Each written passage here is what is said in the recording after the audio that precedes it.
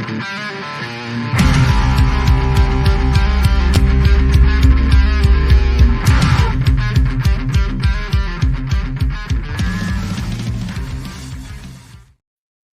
and welcome back to the British and Irish Eagles podcast. I'm your host, Liam O'Neill, and I'm joined, of course, by Mik, McGivern, Phill, Mount Stevens. Phill, happy birthday. We'll get to that in a second. We're also joined by Spuds, Eagles Insider Dave Spadaro. Dave, welcome back to the podcast. How are you? I'm doing great, guys. I haven't seen you since our day in the park prior to the Miami game, right? Was it the Miami game? Dallas Was it game. Dallas game? Yeah, Dallas game. Have your hearts recovered? I mean, that was incredible. Last few minutes of that game, and then the two games since then have been also amazing. So tell me, before we start, tell me about your trip to Philadelphia. Yeah, sure. I'll go ahead with this one because I actually missed the recap podcast, and Phill did an awesome job of recapping it. Honestly, we're the trips of a lifetime. 25 fans over from the UK. We're actually doing a bit of a promo video, which will be released this week, from some of the quotes from all the fans who came over. Some had never been in Philadelphia before, as you know. Some had never been in the US before.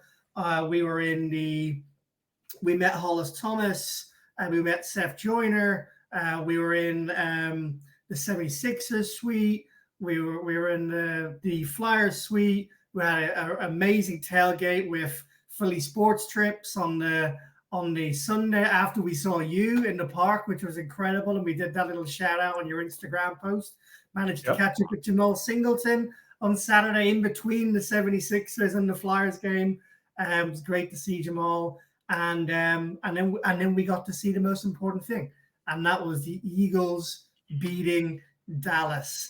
And I don't know about you, Phill, because I don't think I spoke to you about this much, but for the last 4 plays, so I didn't look at the last play. I had my face was facing the stadium, and I think that was a penalty, or they were pushed back a little yard. So I made the decision then that I wasn't going to move from looking at the stadium so I didn't see the last 4 plays. I just stayed looking at the stadium and waited to see everyone else around me to see what was going to happen.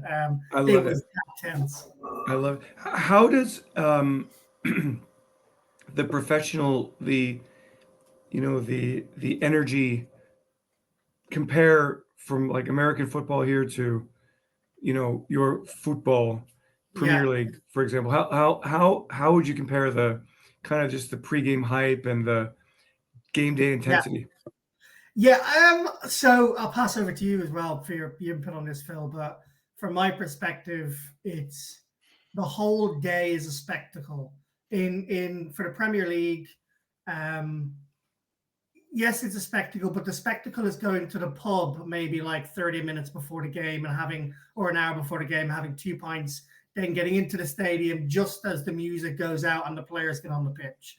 Whereas if you're going to an NFL game, like it's your whole weekend revolves around this. Like the whole thing revolves around it. You know what time you're getting up. You know what time you need to get down to tailgating. Tailgating isn't a thing in the UK for Premier League because all the stadiums are in cities, and there isn't the space, and there isn't the same culture behind it. Like there's no games, there's no cornhole before a Premier League game or anything like that.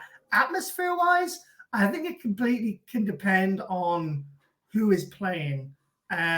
Eagles, any atmosphere in an Eagles game is going to be bigger and louder than pretty much any Premier League game, no matter who's playing. However, when I went to see the Eagles, I was in DC the week before, and I went to the Washington game. The atmosphere wasn't anywhere near as loud as at the Washington game because Eagles were taking over a little bit. But I suppose if you're a Celtic and a Rangers, Mik, when those two fans used to be allowed to actually go into the stadium together, which they haven't been allowed to do for a while now, and a Man United-Liverpool game, Phill, for the big games, I'd say the atmosphere would be pretty hyped, but I still don't think the same. No, there's so many differences, but the tribalism of it is a lot more intense in the UK because, like I said, Liam, for the Celtic side of things, there's been a lot of violence and trouble over the years where they're no longer allowed to do that. So that kind of mixing just doesn't happen in domestic football, at least now. And also, from my perspective, teams in the NFL, Philadelphia only gets 8 home games a year.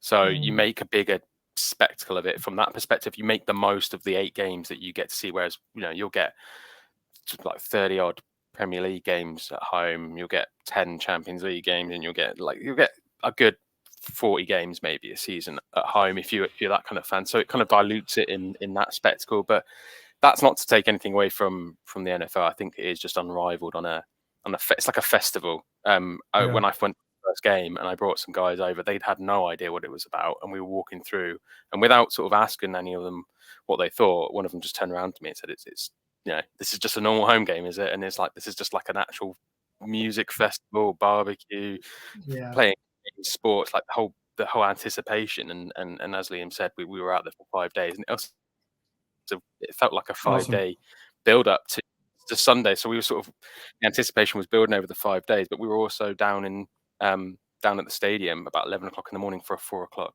kickoff, and it's like you wouldn't even you wouldn't do that. There wouldn't be anyone down at the stadium 4 hours before the kickoff, let alone fans. What's the term that British use? They're getting pissed, meaning drunk. Yeah. So they'll switch games. So like a Man United Liverpool game, you'll often find they'll make that an early kickoff, not because even if it's they'll make it at 12 o'clock in the afternoon game, because they want to give fans the least amount of time to possibly get any break. And obviously that ends up being a challenge, because as you know, if you get a challenge, if you've only got a certain amount of time, you just maximize the effort that you put in. But still, they try their best to limit the amount of alcohol consumption there is before games over here. And they definitely they don't limit that. We're not even allowed to drink in the stadium. So, oh, you're not? No, there's no alcohol sold in Scottish stadiums. Is that because there's just too many fights? Yeah. Okay. So we're not trusted. I think there's a little bit more classism in UK sports than there is in US sports as well. Like, I feel like in US sports, everyone can play American football. Everyone plays hockey, basketball, baseball, etc. In the UK, there are some sports like cricket and golf where you have to have you normally come from a more affluent family or have a certain amount of money to be able to play those sports.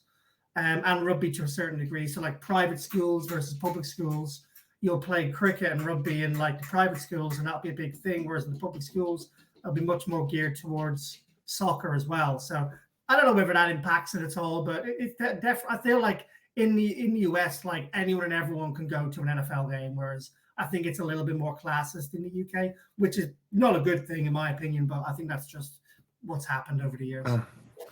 Well, thank you. I went to a Premier League game, Fulham hosting Bournemouth.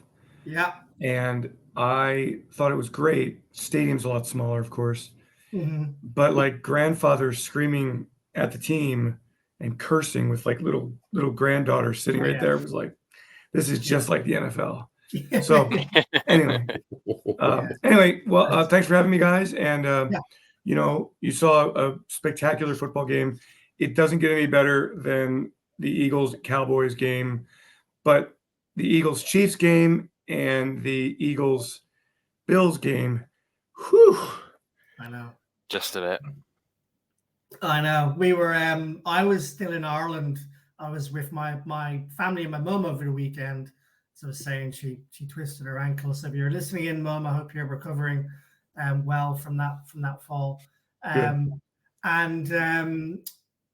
It was so tense. I mean, it was a late one for us. Not as late as it can be, but it was still like a 1:30 a.m. finish in the morning. And Mick, I don't know, talk me through your heart rate towards the end of that Bills game. Oh, I can't talk you through my heart rate at the end of the game. It was just beating out my chest. And it's just been, like you said, Dave, the last 3 weeks in a row, it has been relentless. It's taken years off of me. I used to have long hair down to my shoulders, Dave, and it's all gone now. And it's partly due to the Eagles. It's partly due to my kids. But they're not making it easy on us. It was just a really hard-fought game in some horrible conditions as well. It just rained throughout. You could see the crowd in their ponchos and soaked through. They must have been freezing cold, and having to be subjected to the elements and the performance that we had in the first half. That's tough. I'm surprised some of them stuck around for the second half the way it went. for the first 2.5 quarters. But what do the Eagles do? The Eagles win. So we should have known all along. They had a plan, and it was going to come with the W at the end. I don't think that was the plan, but it is. I think it's great. Look, I mean, it's something special with this team that nobody panics, that the Eagles don't beat themselves, that even though they've been struggling as they did in Kansas City and against the Bills, you look up and they're still in the game. And, that's that during the course of a season, things are not going to go your way all the time. And it's not going to get any easier here for the Eagles at all, with San Francisco, then Dallas, and then at Dallas, at Seattle. But to be in a position where the Eagles are 10-1, and the goal is to be the number 1 seed in the NFC playoffs, no matter how that happens.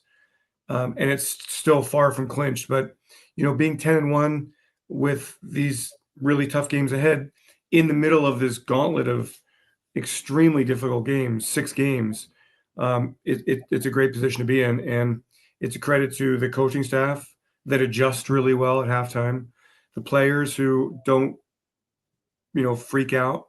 They don't, they keep fighting. They have belief. They have confidence. They make plays at the end when they have to. And just that there's just that special sauce that this team has, character, whatever, maturity. They've been together for the most part here for the last couple of years, and it's been remarkable. So it's good to be 10-1, a lot of work to do. San Francisco is really good, and this team is preparing to play a great football game on Sunday. Well, couldn't have said it better myself. I'm going to take a little whiff here, a little flex on my behalf. We've got, as is the norm with Eagles fan base in Philadelphia, in the UK, you have your positive fans who always believe what we're going to come through, of which most people, all of us on this podcast are, Phill and Mik. Phil's on the fence sometimes, but mainly are in the positive camp. I'm ridiculously too far in the positive camp, to my detriment sometimes, but that's the way I like to have my Eagles fandom, and that's how I like to commentate on the Eagles. And I was throwing accusations and shit. Anyone who doubted the Eagles were going to come back on Sunday, I was firing off WhatsApp message saying, "You have no faith. They're going to come back. They're going to pull it back." Probably sent a few voice notes. Me and Katie had a few drinks in Dublin over the weekend. So I'm going to take a little whiff there. There was, in the O'Neill household, there was never any doubt that the Eagles were to come back and win this. And one person who's had more airtime than any Philadelphia Eagle this season, and over the last couple of seasons, Jason Kelce, obviously with the elite level at which he's playing at the age he's at. I think recently he was voted the 36th or 37th best player in the NFL, which is the highest the center has ever been voted in this kind of competition, if you will, in this voting system. And he said the other day, I can't remember if it was the other day or it was a week ago, he said he doesn't think he's ever played with anyone as clutch as Jalen Hurts. Now, Jalen Hurts needs all the plaudits, but that Kelce play on the touchdown for Hurts in the was just unbelievable. I mean, he kicked out so fast left. He's going to beat Hurts there, basically, to the run, and just an incredible play. I thought him and Jurgens specifically, Dave, had like an incredible day for the Eagles and were a big part of the win towards the end of the game. Did you think so as well? They ran for 180 plus. And this was after, 0 conversions on 4 third downs in the first half. I mean, they did their damage. Last 6 possessions, I think it was like touchdown, touchdown, touchdown, or touchdown, touchdown, punt, touchdown, field goal, touchdown. Yeah.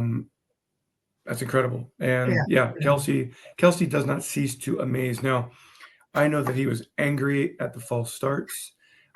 He was able to get himself together. Eagles were able to get a stop in the overtime and drive down the field and score the touchdown. But Jason's athletic. But I think we all, remember when he was drafted. I remember this distinctly when he was drafted. One of the scouts saw him in the staff locker room. I guess it was that night or the Sunday after the draft. And I said, "What do you think of the draft?" And we got down to the 6th round. And he said, Kelce at 6th round, I'm not too sure. Really smaller center, undersized guy, but a good athlete. We'll see. But what we didn't know at the time, at least I didn't know at the time, was that prior to the combine, when he was weighed in, Jason had gotten sick and had lost some weight and was really, really undersized. But he's bulked up. He's retained his athletic ability. He's smart as anybody. He's strong. He's got great leverage. And man, to be doing that in those kinds of athletic, getting to the second level, kicking out, being versatile like he is, being strong and having great leverage and anchor inside when 320-pound defensive tackles want to just blow him up. He's a Pro Football Hall of Famer. And that kind of player, that kind of leadership, that kind of clutch performance, that's why the Eagles are 10-1. That's why they were in the Super Bowl.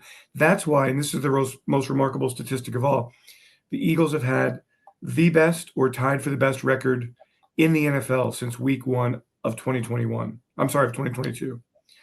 I mean, that is a great run. Yeah. And so, Jason Kelce, all that offensive line, Jack Driscoll stepping in when Lane Johnson couldn't play. Buffalo's very tough up front. Good players, Ed Oliver, and off the edge, Leonard Floyd, and they've got depth off the edges, bringing heat on the quarterback. After that tough first half, great job. So glad to see it all worked out. And just a little side note here: the red zone, which you're all critics, right? The red zone struggled early in the season. Eagles have scored 12 straight touchdowns in their possessions, and 12 touchdowns, 12 possessions, dating back to the Washington game. Since week 5, they're 80% touchdown percentage in the red zone, number 1 in the league. They're 5th overall. Like, this team understands where it's not performing and then addresses those areas and gets better. And that's why we're 10-1. All of that combined is why this team's 10-1. It's a great point. It was funny. I was looking at a Ruben Frank article on earlier on today, talking about his reactions to the game, until I realized I was reading his reactions to the Chiefs game the week before. And in that article, he talked about it's better now, as you say, the stats are even better now. He talked about over the last 5 games, the Eagles being number 1 or number 2 in red zone.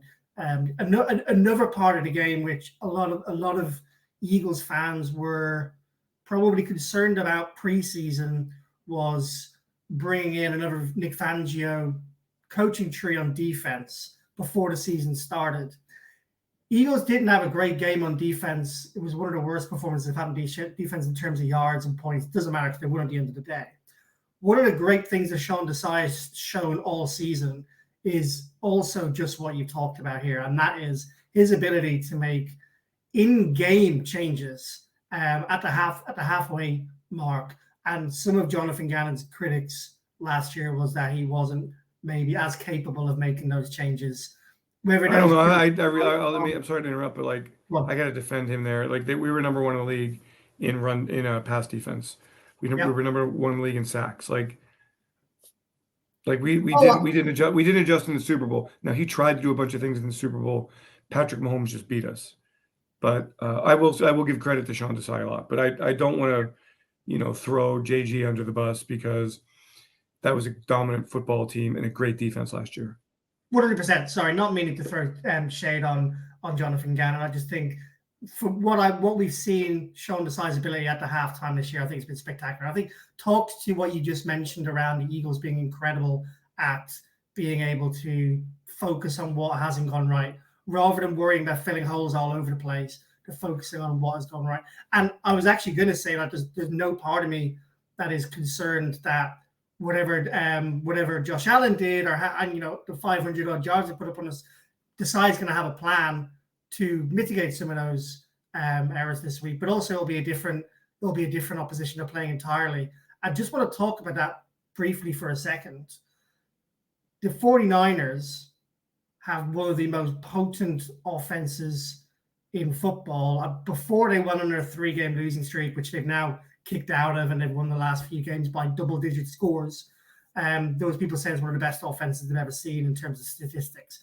You look at the likes of C-Mac, who is over 1,400 yards already this season, and Brandon Ayuk over 800 yards. Brock Purdy's looking like he's going to be the quarterback of the future for the 49ers. He's very accurate.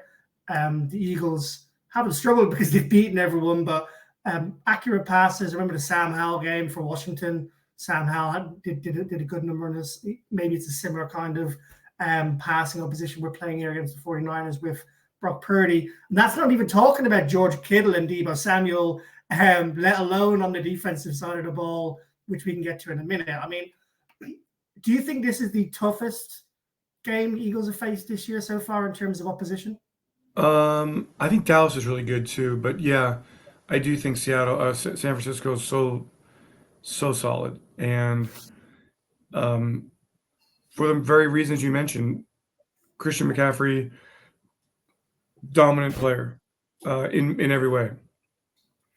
The left side of the offensive line is great. Trent Williams, great football player. Ayuk's emergence in the last year and a half with Deebo gives them versatility, strength on the outside. Kittle on the inside, extremely tough. They have depth at running back. So the only way that you can beat this team is to stop the run, and then you have to bring pressure on Purdy. Now, I think Sean's been more willing to bring some heat than was Jonathan Gannon, and I think in this game you might need to. Now, unless you're having a lot of success on the right side of their offensive line, as we saw last year with Hassan Reddick sacking Purdy and hurting his elbow and eventually knocking him out of the game. But otherwise, man, I mean, this team, they are as good offensively as you'll find. They don't turn the ball over. They have a plus 11 turnover differential. They are experienced. Purdy gets rid of the football quickly. He's accurate. His numbers, 19 touchdowns, 6 interceptions. Yeah, it's a really tough task. For the Eagles defense, Zach Cunningham's hurt. Fletcher Cox is hurt. Milton Williams, we hope, is back. Limited practice today. The secondary is just now getting a little bit of continuity. You know, they're a little thin at defensive end without Derek Barnett, even though he wasn't playing much. So it's a really tall task for the Philadelphia Eagles, who, as you said, played 90+ snaps last week in the Buffalo game. So, yeah, I mean, look, Eagles got to score points in this one. That's how I see it. Do you think that the result last year and all the backstory, the trash talk, and all the stuff going on behind the scenes is a positive thing for the Eagles or a negative thing? I'm not sure I'm not sure if it's negative or positive. So will the Eagles use that as, bulletin board material? Yes. They use everything as bulletin board material. Does it really make a difference? I've never totally believed that it made a difference. If you are not motivated, if you are not completely psyched for this game, then I don't know what's going to get you psyched up. So, but clearly, yeah, there's the Eagles are very aware that the 49ers have been, very vocal about their thoughts on last year's NFC Championship game. That had Purdy not been knocked out, the Niners felt they would have come in here and won the game. And we saw Hassan Reddick respond to that after the game on Sunday. So I don't think you're going to hear a lot this week from either team. But I think there's a great rivalry in place in Philadelphia and San Francisco. And I know it's a really important game, but it is a regular season game. And one of the things that I think the Eagles do so well is that they approach every game with maximum intensity. Yeah. And that's no different here. This game is not more important than, hey, next week I could be sitting here with you guys talking about how big a game the Dallas Cowboys game is. And we talked about it when you were here, how big a game the Cowboys game was. And then now the Chiefs game and the highest rated Monday Night Football games since like 1997 or 1996.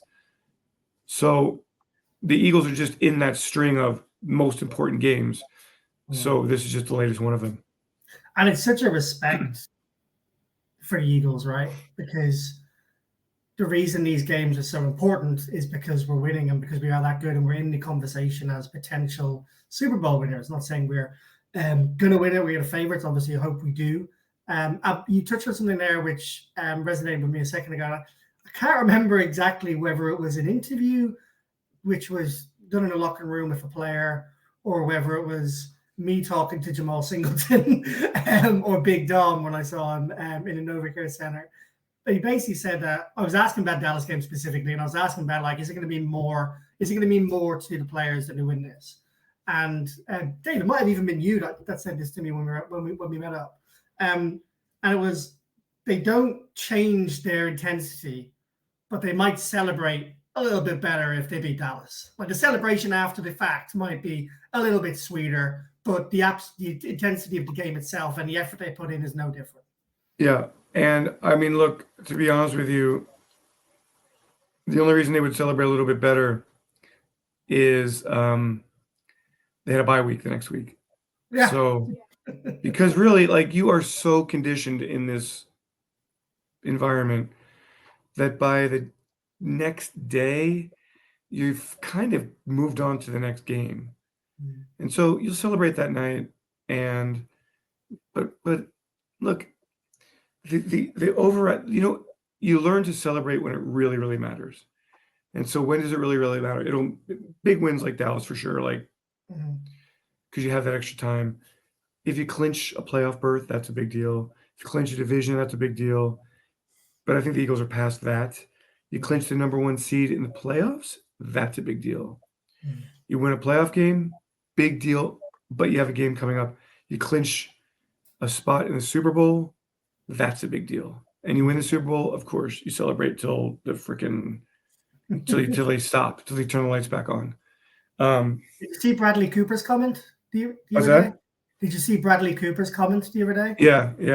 Oh my God, And it's true. I mean, I think anybody, like, there's just such a hunger to get, any sort of individual recognition, award, acknowledgement becomes secondary because everybody's so into this football team, and it's such a likable football team, and it's a team that really captures everybody. And, I'm sure it's just like sports in the UK. This brings everybody together. It doesn't matter color, gender, socioeconomic background. Everybody loves the Philadelphia Eagles, and everybody wants the Philadelphia Eagles to win. And it's for the sake of everyone. It just makes life so much nicer in Philadelphia and for Eagles fans around the world. So, I mean, you guys feel it too. Like, man, winning a Super Bowl again would be just, that's what everybody wants. That's the only thing anybody wants. MVP awards, Pro Bowl awards, all pro recognition. Great. Congratulations. But let's win the Super Bowl. That's what matters. Love that. Absolutely. Mick, talk to me about our boy Jake Elliott. Oh, Jakey boy, the NFC Special Teams Player of the Week, I believe. He's had that a couple of times this season. So, I mean, this guy is just clutch when he needs to be. Jake the Make, they call him. I think Devontae Smith had a special name for him as well. Was it Chicken Little? I don't think he liked that too much. Yeah. But it's all banter, isn't it? But no, Jake Elliott is just an athlete, and he's the confidence that you have is, we've already spoke about how the weather was, how bad it was, the conditions. The Bills kicker had already missed a field goal. He had the one batted away as well by Mr. Jalen Carter himself. And there Elliott just trots out on the field and just smashes one.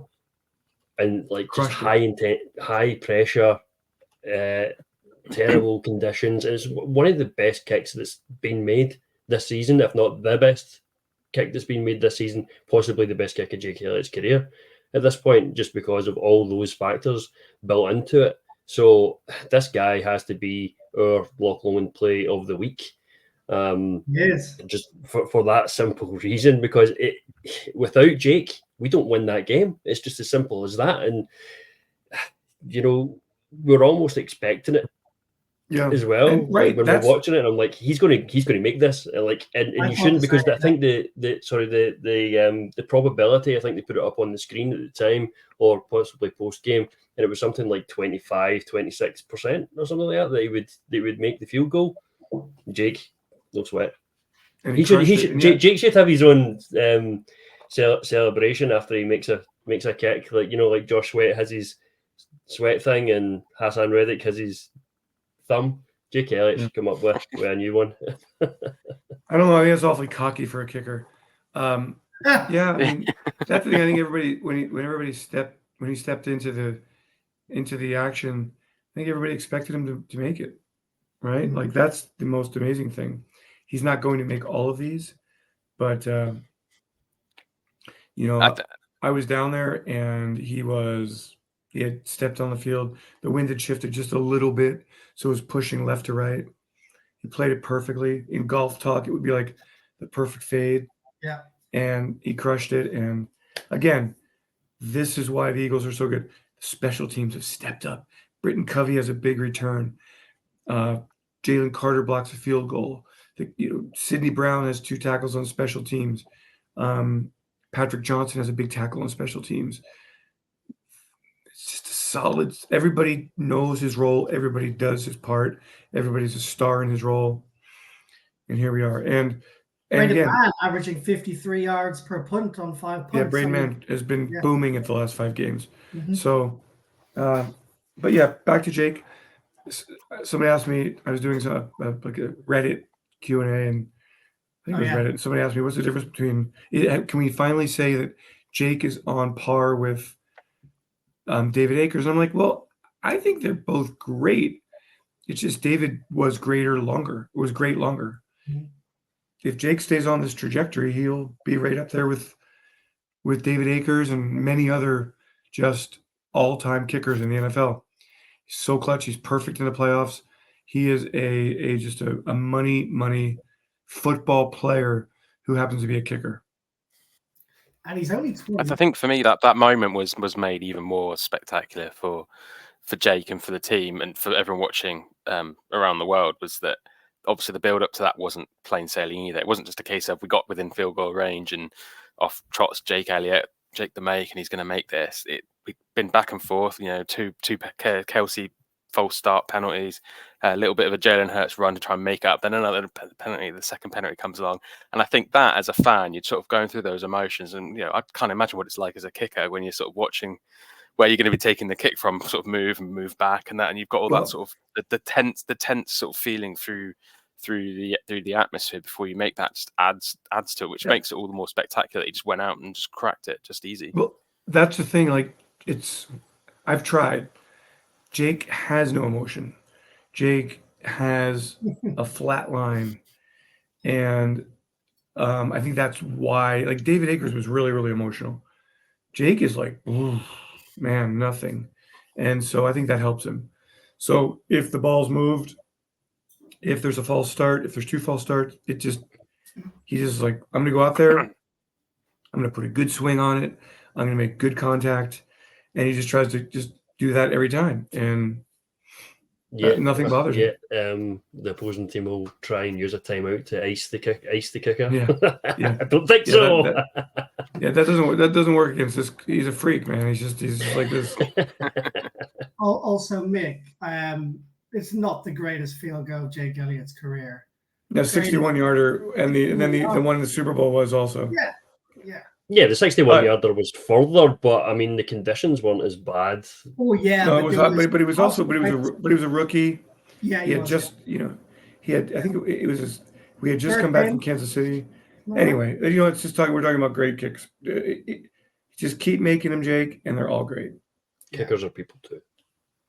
If he kicks a 45-yarder, 48-yarder with 1 second left in the game on Sunday to beat the Niners, that will be his greatest kick as an Eagle. Just keep getting better and better and better. His greatest kick's the next one. I love that. Good game for DeAndre Swift. He's had a good couple of games the last few weeks now. Looks fresher than he was for the couple of games prior. 80 yards, averaging 5.7 yards per play. And as we mentioned earlier in the podcast, the offensive line did a really good job. But Swift's going to be really important for us down the stretch here, because there are games we're going to need to move to run the ball, whether it's with, obviously we know Jalen's carrying the injury. On top of that, I thought all running backs actually had a good game on Sunday. I thought when Gainwell's number was called, he played 2 of his better runs this year. Boston Scott had a couple of 7-yard carries. as well. So all round good performance, but specifically Andre Swift, Dave, how important is he going to be for the Eagles down the stretch? Huge. He's definitely fresher after the bye week. I like the way they're using him. I like getting him in space. Would love to see him as a receiver more. Maybe that comes. I always knew that he could make plays outside of the tackle box. I didn't realize he was such a tough runner inside. And he's been tough. He's been durable, knock on wood. He's been versatile, and he's been a weapon. And I will tell you that when the Eagles signed Rashad Penny, I thought Penny would have 1,400 yards with his team. I thought power runner. He's going to, he's active almost every week. Yeah. They are riding DeAndre Swift, and he is loving it. And the Eagles are getting him fresh during the week for the games, and he's as good right now as just right up there with CMC in terms of production in the NFL. So keep it going, DeAndre. We're going to need it.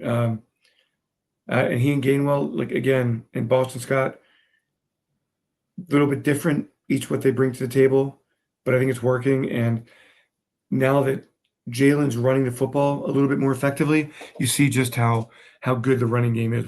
We saw it in 21 and 22, how they just dominate running the football. I thought Sunday was a step toward that. So wouldn't be surprised if the Eagles try to really run it quite a bit this week. I'd like to see something.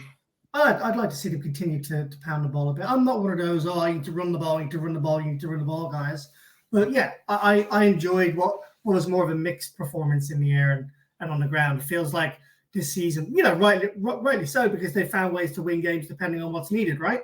But it does feel like very much like a passing game or a running game or a passing game or a running but game. you have to figure out a way to offset Bosa and Young and Armstead and Hargrave and as well. Greenlaw and Warner and this downhill front seven from the Niners. So it could be the run game. It could be go after maybe the weakest part of their defense is their secondary. They lost their best safety. They lost their best special teams player. There's a couple areas maybe you hope to exploit in the secondary. So, but I don't want to be behind the sticks this week. I don't want to be, 2nd and 14 and 3rd and 11. I want it to be 2nd and 4, 3rd and 1. And I think to do that, you have to run the football well on the early downs. Love that. Want to bring in, so we normally this section of the podcast is normally called the good, the bad, and the damn right sexy, but we mixed it up a bit this week because you're on. So I reckon Jake Elliott, because he's got the Luck Loman play of the week, I'm going to give. Do we give it to Hurts or do we give it to Devontae Smith for the damn right sexy of the week, boys? What do we reckon? Personally, I think it's gonna be Hurts shading it just because of the game-winning moment and the fact that he drove us down those field in those moments. I mean, Smith had unbelievable touchdown and a few incredible catches. So I would be happy giving it to either way. But I think if I had to shade it, if you put the gun to my head, it would definitely be Hurts. Hurts' game-winning moment. 5 touchdowns for me. 5 touchdowns. Yeah, exactly. High. Yeah. Mick, do you agree? Talk to me about we'll talk about it quickly and then let's touch on Devontae Smith as well, because he deserves a big shout out this week. He's come up big trumps in the last 2-3 weeks, especially since Goddard has gone down. Absolutely. I think it does have to be Jalen Hurts as well. Everything revolves around Jalen in this offense. And I know we didn't have it in the first half. Jalen admits that. He knows that himself. He'll be kicking himself on how he's performed in the first half of the last couple of games. And, he made it right in the second half and overtime against the Bills. And he just comes up clutch moments when the team is down and needs that little bit extra, that drive. the intangibles that this guy has, this is when it all comes out. This is why Jalen's such a valuable player. And it's, you can look at yards, you can look at the other QB ratings and metrics and things like that.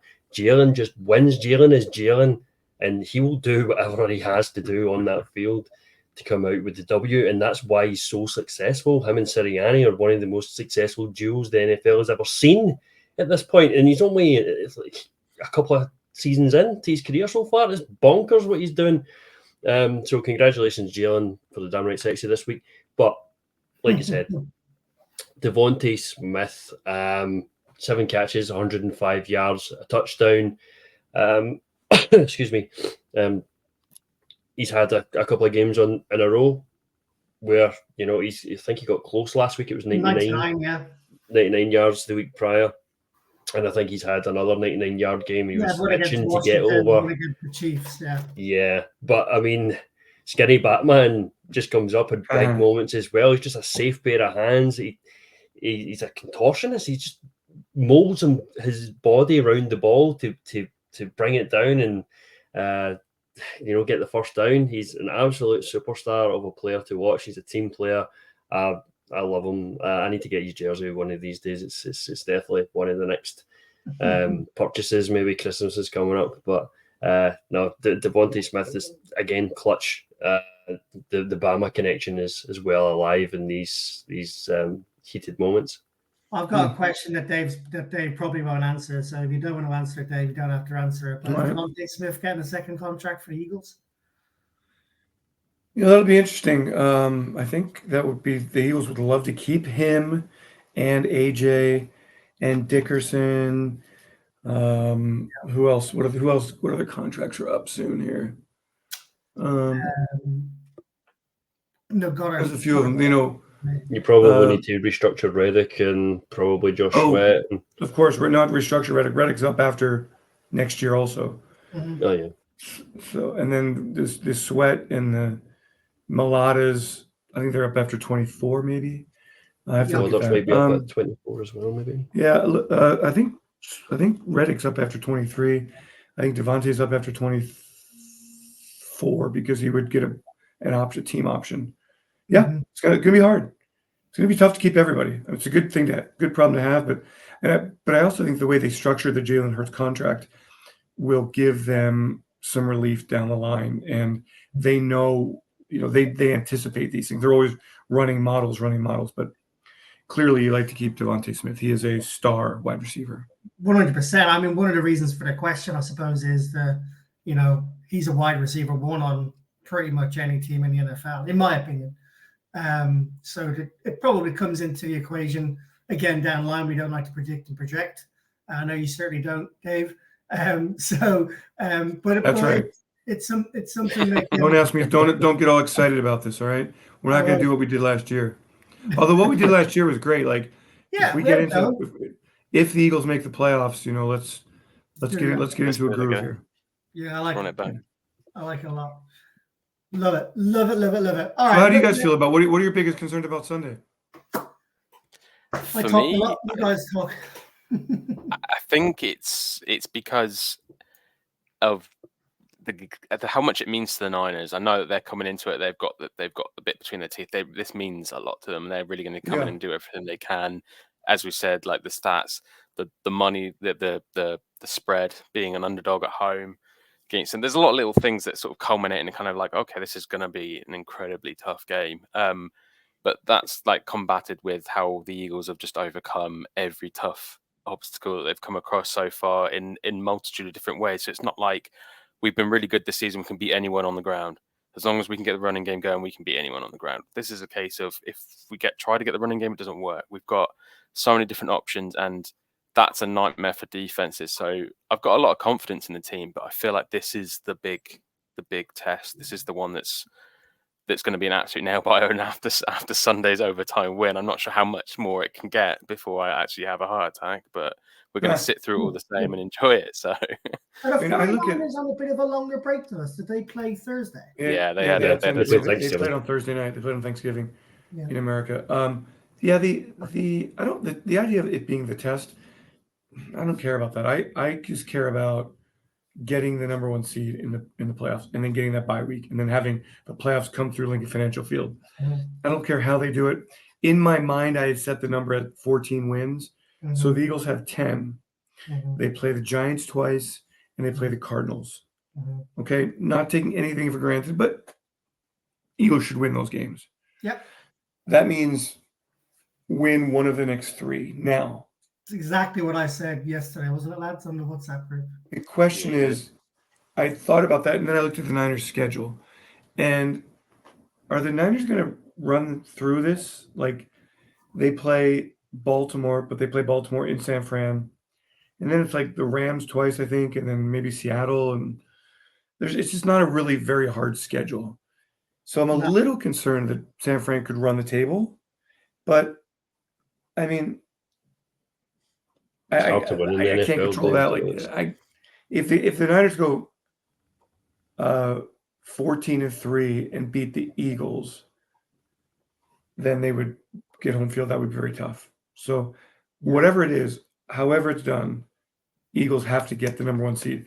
And by being 10-1, they put themselves they've got a 2-game cushion. They're not going to go 16-1. That's just law of averages in the NFL. So whatever happens, just get that number 1 seed. And that's why I feel like when you say it means so much to the Niners, yes, it does. But the Eagles also know that a win on Sunday, it eliminates the Niners basically from that number 1 seed. And makes it just super sweet for the Eagles going through it. And I say that because I think when I look at Dallas's schedule, is so tough. Yeah. Dallas is playing such good football, and I don't want to take anything away from them. They've been playing great football, but they have to go to Buffalo. They have to go to Miami. They have Detroit at home. I just think that's a really tough schedule for them. Yeah. Pretty much what I was saying yesterday to some of the guys on the WhatsApp in the UK. I feel like if the Eagles win one of the next 3 games, hopefully that's the 49ers, then the Eagles will sweep the rest and get the number 1 seed. But now that you've positioned it like you have, it does make me feel like the win against the 49ers is even more important than I probably had factored in before this game. I'm worried about this game. I've been confident about nearly every game this year, but I'm worried because I know it's going to be tough. We are playing a team of stars, and there's a small part of me which is like, there's only so many times the Eagles can get across the line if they're in a similar situation. Like, eventually you're going to lose one. So that's kind of where. Yeah. Or you go if you want to take a positive approach. They'll just find a way to win because Jalen's won 14 straight games against teams with winning records. Like, yes, it's going to end sometime, but not this weekend. I'm home. I got a home game here. I got crowds going to be crazy. Yeah. Niners have got to make the trip across the country. Like, it's not. They've been playing well, but are they that good? Like, who have they beaten this year? Like, I'm just kind of holding off. Like, they beat Jacksonville, good win. But there's just something about this football team that's just special. And hey, I've been in games where, geez, what year was it when 2004, 5? Bunch of injuries along the offensive line. Eagles playing the Green Bay Packers, and Jamal Jackson becomes the center. I think Hank Fraley got hurt or something, and they went out and scored 44 on the Packers. Like, Brian Westbrook went crazy, and I could see the Eagles adding wrinkles in this game that would really help. I think the offense comes in good shape. I don't know if Dallas Goedert will play, but I think there's a lot of things the Eagles can do to mix it up on the offensive side. So yeah, I'm not worried. I can't wait till it gets here. I guess that's kind of thing that this team is providing. It's like that. Wow, what a game that was. I need to recover. And then we get to Wednesday and you're like, hurry up. Yeah, I need this game. I know It's exactly like a what drug. you mean. And it's like this addiction. It's like this Eagles addiction. I need this game. Yeah. So it's been so fun. It's been such a great team to love. Yeah, we started looking towards this weekend mainly because we've got our big watch along of the season. Yeah, so I'm heading down to London. Liam's obviously going to head down to London, a little bit too far for Mick, but there's about 50 of us so far heading down to 60 update, heading down to Passyunk Avenue. And I think, like you said, like we've just about recovered, like the heart rate's just returned to normal. And now, so you're kind of going, right, I'm over it. What's next? Oh God, yeah, we've got to go and welcome the Niners into town, and we're going down to Passyunk. It's going to be a huge atmosphere down there. How many people will be at that great bar? So I reckon in the whole bar, they'll probably how many Eagles fans will be there? Tell those folks we said hi. We really enjoyed being there for the 2018. They have a great setup. How many people? I reckon it'll be. So they've expanded now. So they've now got 4 bars. Okay. So the new one's in Waterloo. They sponsor our podcast now as well. So that the new bar in Waterloo can probably hold about 300 people. I think 300 people. All Eagles fans. Most of them will be Eagles fans. Yeah. I'm bringing two people who've never watched NFL games before because I bang on about it so much that they're like, we've got to find out what all the fuss is about. So hopefully I'll be converting 2 more Eagles fans this weekend. Thank you for that. Have you found that your group has grown, that the Eagles fan base has grown over there? Hugely. I mean, so we've been doing this podcast for just over 3 years now. And in the last 18 months, like our Twitter has grown from like 2,000 to 4,500. So it's over doubled in the last 2 years. We get more and more people to watch alongs. We're now going to be doing an annual trip to Philly as well with Philly Sports Trips. And we've already got loads more people saying they want to come. There's talk of doing more than 1 trip per year to Philadelphia. We've got nearly 200 like members now who are like signed up to our newsletters, and we're in a WhatsApp group, and we do loads of competitions. Poya is very good. He sends us over a couple of prizes that we give out for fantasy group winners and stuff like that. And it's grown massively. Like, and we all have jobs, so it's trying to keep up with it, and doing it on it's 10 p.m. on Wednesday now, so trying to do it in and around work. And Mick's got 2 kids, 1 on the way. Phil's got a new young baby as well. Was he here old now? He's not that new. But yeah, no, it's grown way more than I think we ever thought it would over the last couple of years. That's great to hear. It's great to hear. We can only, I don't know where we're playing next year, but I feel like the Eagles are on the road to an international game next year, whether that's Mexico, whether that's UK, I don't know, but sure, we'd love to see you guys soon on your turf. 100%. That'd be awesome. That'd be awesome, man. Any final questions for Dave while we've still got him? Actually, I've got one from a fan. I've just remembered as I was saying it. Do you remember Gary Scottish Eagle? His name is Gary. So he joined Eagles Live in 2002, 2003, 2004, and from Paris in 2005. I've been messaging him today. He said, can you ask Dave how he thinks this team compares to the 04 team, and would we win? Gary, first of all, great to hear from you. I do remember you. To the 04 team, that team had been through 3 NFC Championship games, got the big boost with Javon Curse and Dahani Jones on defense, of course, T.O. on offense. Similar, I think that defense was quite a bit more experienced together. The offense, similar. Look, this star power at wide receiver is unlike anything back then. Yeah. I think this quarterback is better than that quarterback. So similar in a lot of ways, battle tested. That team, if I recall correctly, won 7 straight games to open the season, lost at Pittsburgh, and then just ripped people up. There was a tough game against Baltimore, 15-10, I think. But I think this team has had so many more injuries, so many more fill in the blanks, a lot more from its rookie class. But yeah, I see some similarities. Yeah. I hope that this team is like that team in that it gets to the Super Bowl. I hope this team is different than that team in that it goes a step beyond going to the Super Bowl. So I got 2 more. But good question, and I think there are some similarities for sure. I like that. Probably the best team, bar maybe Super Bowl team since? Well, yeah, the best team was the team that won the Super Super Bowl. Bowl team. Yeah. Yeah, I mean, look, last year's team was a great team, but didn't win the Super Bowl. True. Very true.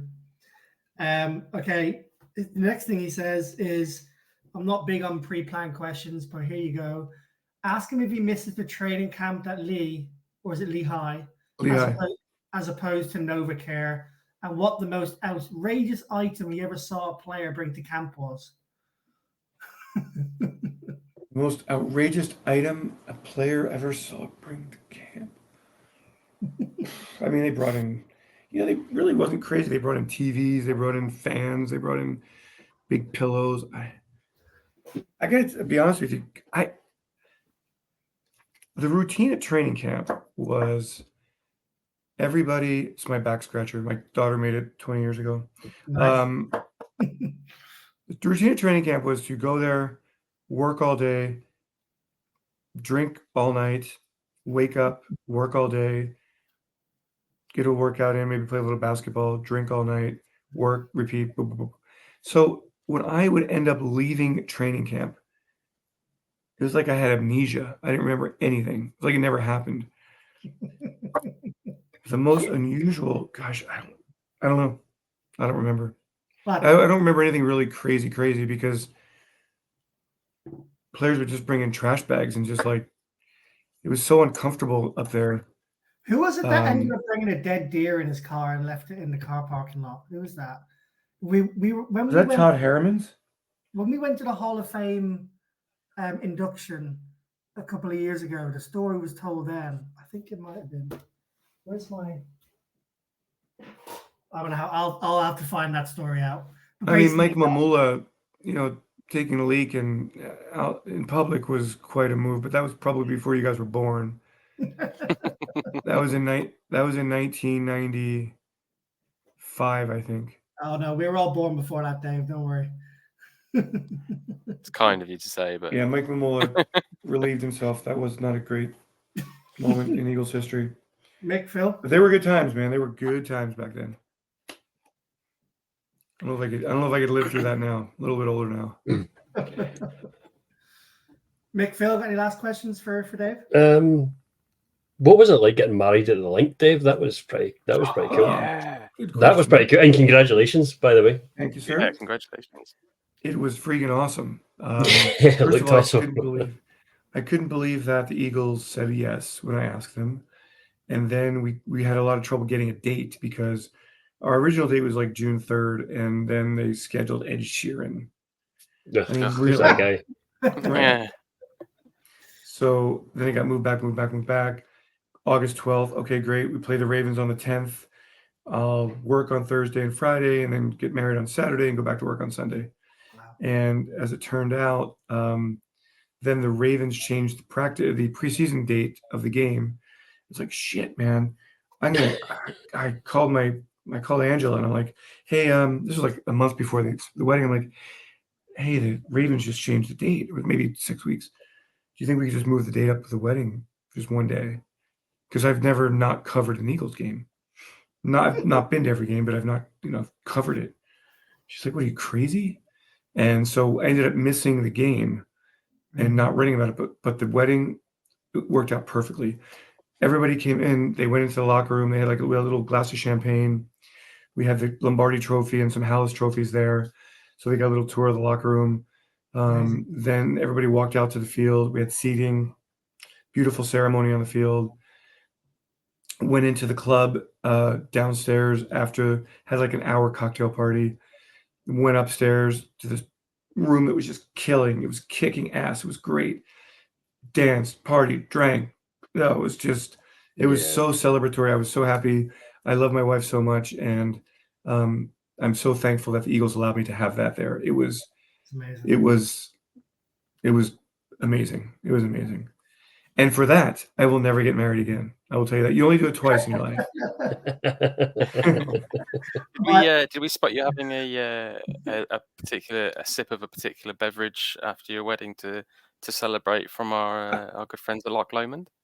You have the beautiful. You guys, yes, you handed me the whiskey. Is it whiskey or bourbon? I'm not sure the difference. So, whiskey. I think you would have. It is no. I mean, I don't. Go on. I'm not supposed to drink it. I'm like it's like a souvenir kind of like. So what I would say to you is, I would wait until if the Eagles win the Super Bowl, and I probably wouldn't drink it. If the Eagles win the Super Bowl, I probably wouldn't drink it because you want to keep it as the year the Eagles won the Super Bowl and all that kind of stuff. If the Eagles don't win the Super Bowl, there might be a new version out next year. Oh, okay, gotcha. You know what I mean? Fair.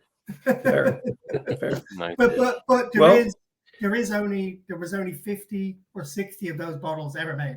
And Yeah. will ever be made. So I'm honored to have one of them. Yeah. Well, then let's hope the Eagles win the Super Bowl, Yep. and that it is up in my man cave forever. There you go. And then when you guys come in, you'll all autograph it, Yeah. and Yeah. it'll be a special keepsake. I'd love to do Sounds that. I good. don't think I've ever autographed anything other than like signing a checkbook. But there you go. That's amazing. Listen, Dave. Oh, thanks the so Eagles much. fans aren't chasing you down as celebrities. British Eagles, UK Eagles celebrity. The British, you guys are the Eagles celebrities. I had a couple of people in Philadelphia while we were in Philadelphia shout over to me and say, "You're the Irish Eagles guy," because I was on NBC, Oh, cool. Fox, Yeah. ABC with Phil on Friday morning. So I think one or two people are starting to realize that there's fans over in the UK, which is kind of cool. Right. That's cool. Well, let's just keep it going here, guys, and let's go beat the Niners. It's going to be tonight. Absolutely. Dave, thank you so much for coming on. Thank you. We'll of course have you on again this season. Let's get that playoff run going, eh? Yeah, man. Let's. We're getting there. Still some work to do here. Feeling really good about this team. A little concerned about the injuries. I don't think that. I look at it like I want to make sure that when we get to the playoffs, this team is as whole as it can be, and so that's the hope. 100%. But for the short term, we got some work to do this week. It's going to be a overcoming some odds and some injuries and some exhaustion to beat the 49ers. And I'm actually glad that there's been some trash talk because everybody's going to be on top of their emotional game for this one. It's going to be a huge game, guys. Please enjoy it over there and stay in touch. And happy holidays to you. And go Birds. We'll send you a video on Sunday of us all, Dave, in the pub. All right, I love that. Thanks, guys. Dave. Take care. Liam, Cheers, Phil, Dave. Mick, thank you so much. Take care, guys. Cheers. Good, Dave. Cheers, Thanks, Dave. Love you. Thanks, guys. Thanks for having me. Bye. Take care. Celebrate victories, rally through challenges, and bond with Phill fans as you toast with a dram of Loch Lomond single malt whisky. From tailgating gatherings to watch parties at home, Loch Lomond whisky becomes an essential companion, enhancing the moments that make football so extraordinary. It's the perfect accompaniment, from the joy of victory to the bittersweet moments of defeat. Loch Lomond offer a wide range of malts, with their flagship perfectly balanced, and signature expressions Inchmoan and Inchmuirn to suit any taste palette. Celebrate greatness on and off the field this season with a perfect balance of Loch Lomond whisky and Eagles football. From the first pour to the crowd roar. Fly Eagles fly.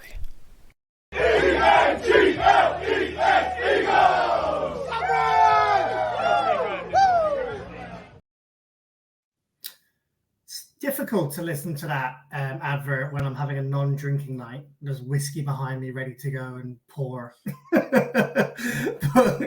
Very, very tempting indeed. Hey, great to have Spuds on the podcast again.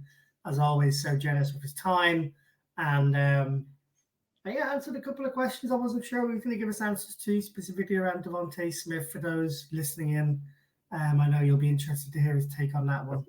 But of course, we would all like to see Devontae Smith back in green. So we're going to go and do very short prediction/prop bet for the 49ers, folks. And should we just briefly touch on the injury report first? Mick, do you want to pull that up first, sir?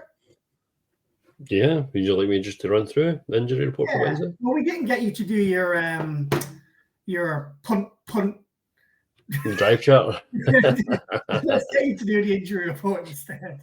I tell you, that drive chart for the Buffalo game with it is terrible reading. But I digress. We'll You move were, away I from think, that. so when you were away for a second, Spuds went through hours, I think, towards the end. He didn't go through what it was like at the start. Yeah, we'll try to forget that. Okay, so on the did not participate list, we have Grant Calcaterra with an ankle injury, Fletcher Cox with the groin injury. Of course, he went off during the Buffalo game. Zach Cunningham, hamstring injury. Again, he was another casualty of the Buffalo game. We're getting quite thin at both positions here on defensive tackle and linebacker.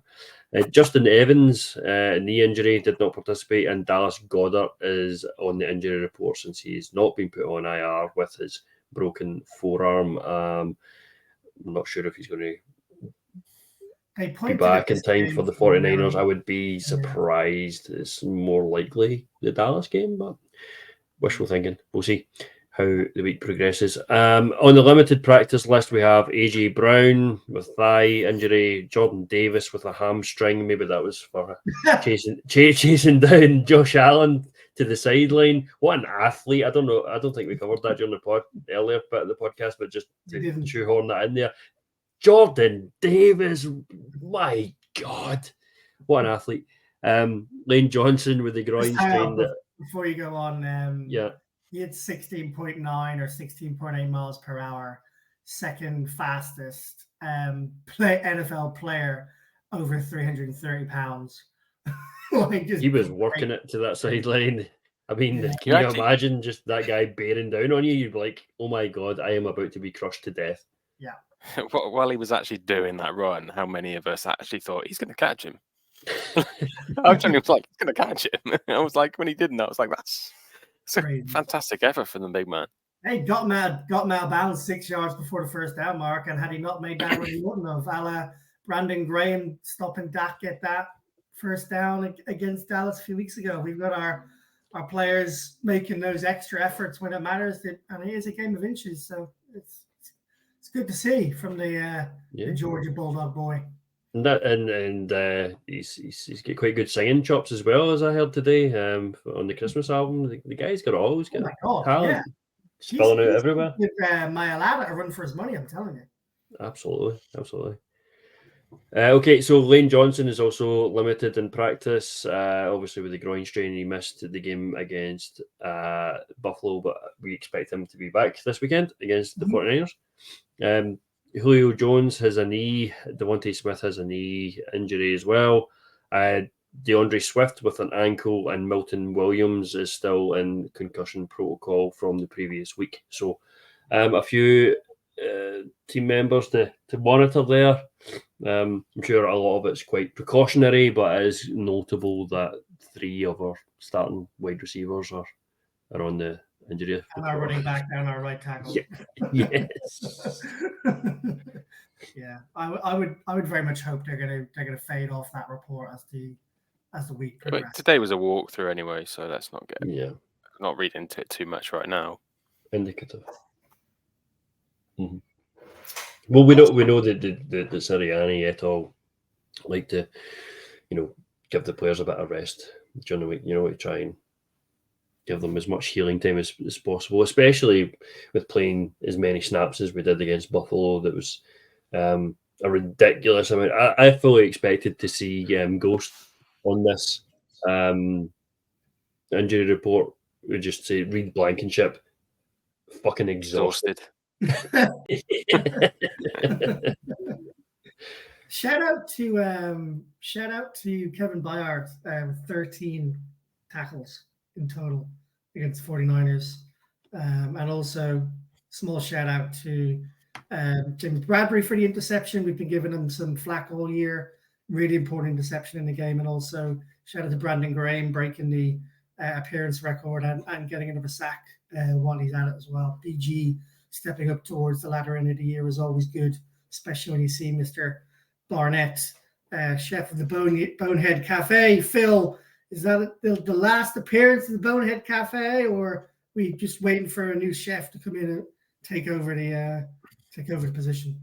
The Bonehead Cafe will never go away. It just needs new ownership right now. But in all seriousness, we're all generally happy. I know there's quite a few people out there, Gary being Two one of shout them. outs on this podcast from Gary. Yeah, being quite staunch in his defense, and it's fully justified. Like he is such a divisive person in that what he's done for the franchise, both positively and negatively, can be argued quite strongly, depending on when you started following the team, or the moments that you've experienced, and what means more to you is going to be where you come down on the side of the coin. It just so happens that when we started this podcast and started having a voice out in the airwaves, that generally more negative than positive, and the guy has been responsible on more than one occasion for being responsible for killing drives or killing games even. So it's hard not to sort of be like a little bit glad that he's gone because of this more recent adjustments, but you can still be grateful for the contributions that he's put forward to the team and say thanks.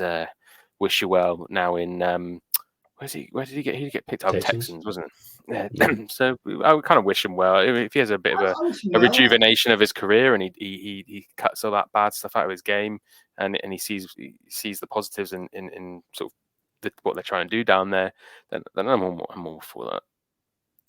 There you go. Well said, Phil. Good stuff. Alrighty. Well, should we get to the 49ers prop bets? Oh, I probably need to come up with them, don't I?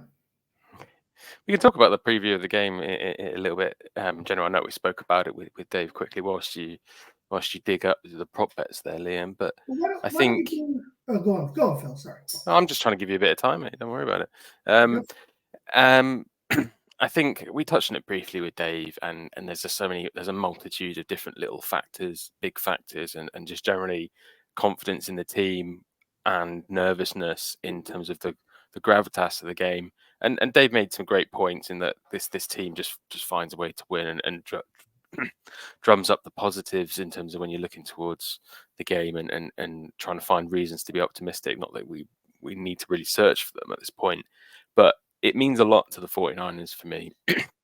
I know that this is their Kansas City Chiefs game that it was for us. It meant a lot to us. We wanted to prove that we could have beaten them in the nearest way possible. It's not the Super Bowl, and we didn't beat them in the Super Bowl, but the next best thing you can do is beat them the next time you play them, to go that, you know, it doesn't, I know it doesn't really mean anything on paper, but I think emotionally it's sort of a little bit of closure, a little bit of satisfaction that from that perspective. And I can see that from the Niners perspective, that they're coming into this game and they're right the wrongs.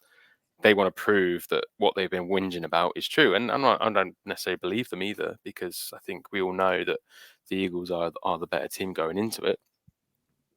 But it doesn't stop it from, as Dave astutely put out, is that you beat the Niners and then the Seahawks and the Cowboys kind of they take on a lesser importance in terms of clinching the number one seed, because, well, I say maybe not so much the Cowboys, but you know, you beat the Niners. It eliminates them from it eliminates them from contention a little bit in terms of it makes them a further back threat.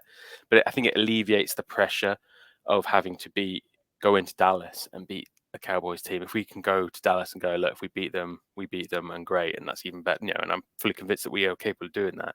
But if we go in there not having to beat them in terms of the pivotal getting the number one seed, because we've come through the gauntlet, as they call it, and we've come in 4 of 4, 5 of 5, however many games you want to include in it.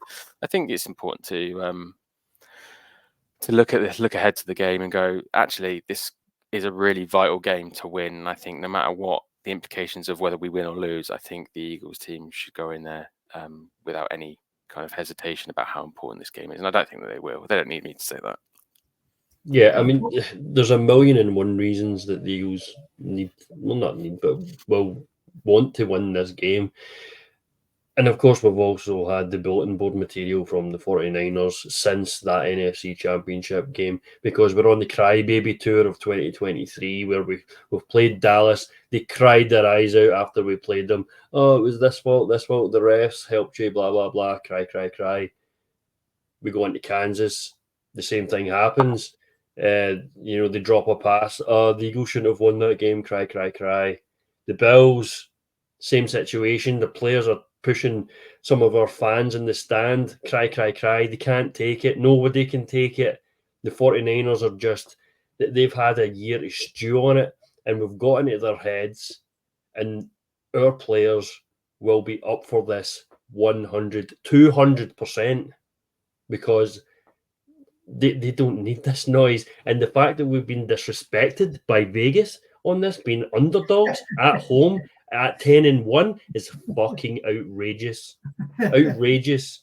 And again, that's just more bulletin board material for this team to go out and do what they do, and that is win. And I can't wait for this game this weekend. I remember when we did our predictions pod with E-Rock at the start of the season, E-Rock went on a mad rant about the 49ers, and I will dig out that clip from that podcast and post it online tomorrow at some point. I'm working early tomorrow, but I will do it at some point tomorrow, because it's a fabulous rant, and it needs to be heard once more going into Sunday, just to get extra hyped up for this game. And I know everyone is going to be hyped up to get everybody down to Passaic Avenue. The people that aren't are still going to be just as hyped and just as alive in the group chats, talking online, on Twitter, on Facebook, whatever you use to communicate with fellow Eagles fans. And it's just going to be just such a event right and bang in the middle of the season. And it's just a precursor for probably the NFC Championship, because the Niners are a very, very, very good team. Let's not beat around the bush there. But so are we. And we're a better team than the 49ers. Just look at the records. Look at who they've played. Look how they've lost. This was one of the things I was looking at. During the Dave podcast, I thought, I'm going to have a little browse and see what happened in these 3 losses that the 49ers took. And it was very interesting that in the 3 losses they took, they were down at half time in each of those 3 games. And it's the only time they've been beaten is when they're down at half time. So for me, the biggest worry for this game, or the thing that Philadelphia has to do to ensure that we go out there and win, not turn the ball over, is the first one. Yeah, because we're doing it far too much this season so far. Number 2 is come out with a bang.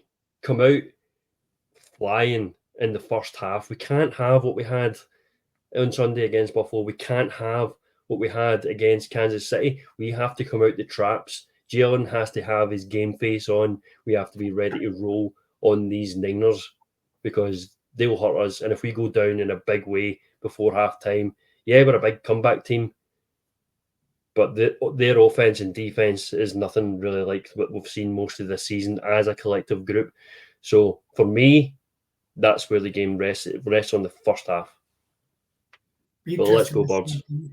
Be interested to see if the Eagles can come out of the block, something they haven't been very good at doing recently. And they're going to need to. They're going to need to. You got a lot will rest on. A lot will rest on how the Eagles take it to the 49ers. A lot will rest on how Brian Johnson sets up at the start of the game and how quickly he can adapt. He's adapted later in games really well. He hasn't adapted very well in the first half of games. So if the Eagles can do that, but even saying that, how many times have the Eagles given up double-digit leads in the first half and in Q3 and still come back and won? Nothing's too big a mountain for these Eagles to climb. And hey, I'm looking forward to this coming Sunday against the 49ers. Being there in Phill and Mik will definitely give you a FaceTime while we're there. Check out our social medias. If you aren't down there, if you are considering it, come on down and join us. It's going to be an absolute bash. Cheesesteaks, wings, PBRs, shots, and an Eagles win, baby. That's what we're hoping for. All righty, let's get to our prop bets then. Phil, do you want to go first in your prop bet? Yeah, let me just unmute myself. Could have got away with that one, but there was a little bit too long of a pause there. But I feel like, I don't know why I seem to get drawn towards the opposition team bets. Like, I feel it's easy just to get behind your team and go, whatever it is for AJ Brown, it's going to be over. Whatever it is for Hurts, it's going to be over. But I feel like this is going to be a game where Brandon Ayuk gets a good amount of yardage. I think we gave up 190 yards to CD Lamb. We gave up quite a few big plays to Gabe Davis, and I think even one to Khalil Shakir. I feel like it's not going to be a massive. Hopefully, it's not going to be a massive factor in the game. But I feel like, as confident as we are in the team, they are liable to give up yardage to the team's number one receiver. Now, I could easily have gone for Deebo Samuel, but I feel like he's not having the impact this season that Ayuk is having. So I feel like I'm going to go with Ayuk's over of 61.5 receiving yards, because I feel like that is quite low. Yeah, I don't mind too much if you win on that prop over 61 yards. I don't think that's going to kill the game either way. Although based on our prop performance last week, who knows? It was absolutely atrocious, wasn't it? 0 from 3, I believe all three of us were. I'll go second, Mick. I got mine ready to go here.